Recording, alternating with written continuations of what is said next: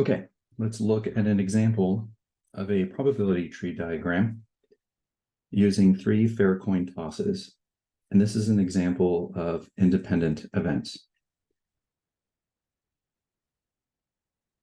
So let's first create a full probability tree of 3 fair coin tosses. We're going to let capital H be the event of a head outcome and capital T to be the event of a tail outcome.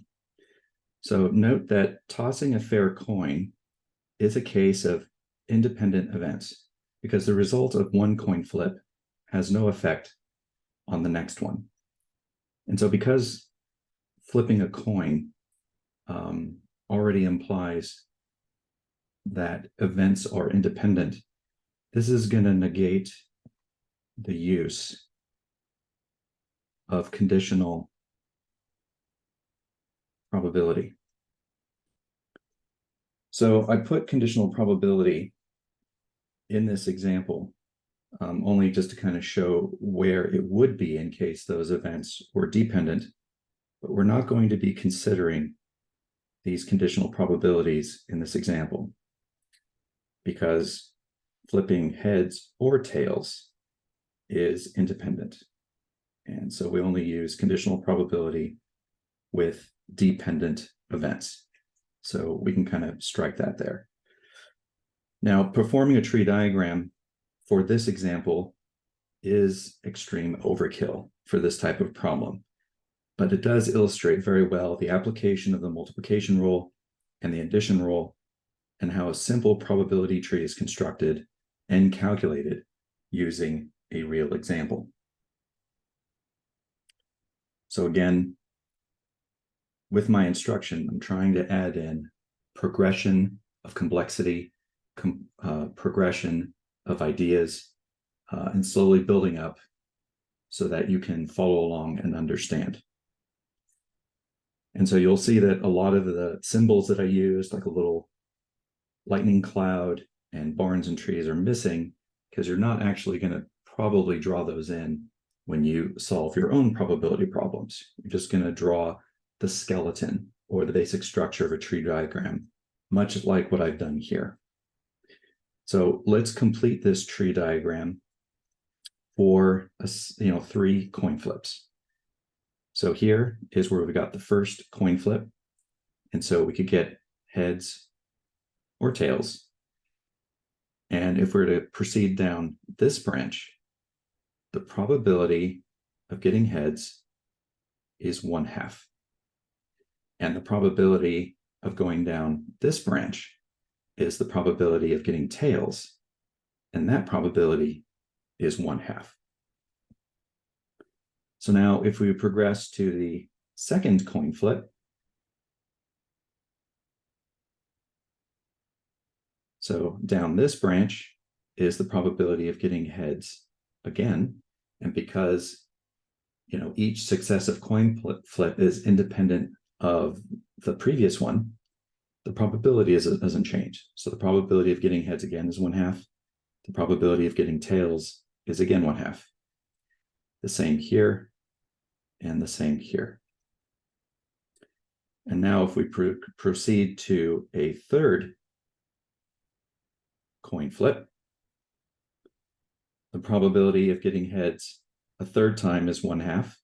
The probability of getting tails in the third coin flip is also 1/2. And you can see the probability of heads and tails is 1/2 for the third coin flip. Again, like I said, a tree diagram in this scenario is overkill, but I don't want the difficulty of the example to be in the example itself, because the structure and understanding a tree diagram is complex enough. So we're using a really simple example to demonstrate the more complex idea of a tree diagram, multiplication rule, and addition rule. Okay, so with that in mind, let's say we wanted to know what's the probability of getting 3 heads. So we can look at our outcomes across the bottom And we see down here is the probability of getting heads and heads and heads. And so that probability is the probability of these three branch probabilities multiplied together. That's the multiplication rule. And so that's why we've got 1/2 times 1/2 times 1/2. So the probability of getting 3 heads is 1/8. Another way of saying the probability of getting 3 heads is also saying that tails doesn't occur. And so the probability of getting 0 tails is the probability of getting 3 heads, which is 1/8. Now, let's say we're interested in getting the probability of tails occurring only once. So we're only interested in the probability of tails occurring once. We don't care if it occurred in the first flip or the second flip or the third flip. We only care that it occurred only once. So there's actually 3 possibilities. There's 3 outcomes. We could have heads, heads, tails, or heads, tails, heads, or tails, heads, heads. So all 3 will satisfy that condition of tails occurring only once. And so if we look at heads, heads, tails, that's here. Heads, tails, heads, that's here. And tails, heads, heads, that's here. So if we take the probability of each of these and we add them together, we're going to have 1/8 plus 1/8 plus 1/8, which is 3/8. So there's a 3/8 probability in 3 coin flips of getting 1 tail only. Now let's look at the next condition. So what about the probability of tails occurring 2 times? So we could have heads in the first flip and tails in the second and third. We could have tails, heads, tails, or tails, tails, heads. And so because we're not interested in the order that 2 tails occur, we just care that they at least occurred, then we're going to be adding those probabilities. So we've got heads, tails, tails, which is 1/8. We've got tails, head, tails, which is here, which is also 1/8. And then we've got tails, tails, heads, which is here. That's also 1/8. So 1/8 plus 1/8 plus 1/8 gives us a probability of 3/8. So the probability of tails occurring twice in 3 coin flips is 3/8.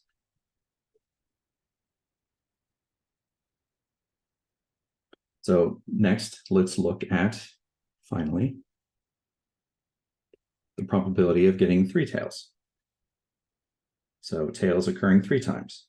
Well, there's only one way that can happen, and that's with tails coming up at every single coin flip. And that's down here at the bottom.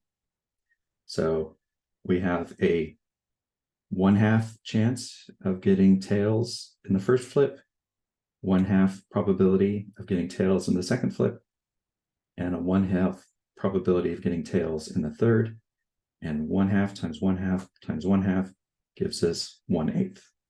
And that's where we've got 1/8. So again, this example is overkill for this type of problem. But the reason why I gave it is because it shows that if you want to calculate the probability down a series of branches, that is using the multiplication rule, where you multiply the probabilities. And if you're interested in adding the probabilities, you're going to be adding horizontally across the tree diagram. And this is where you use the addition rule.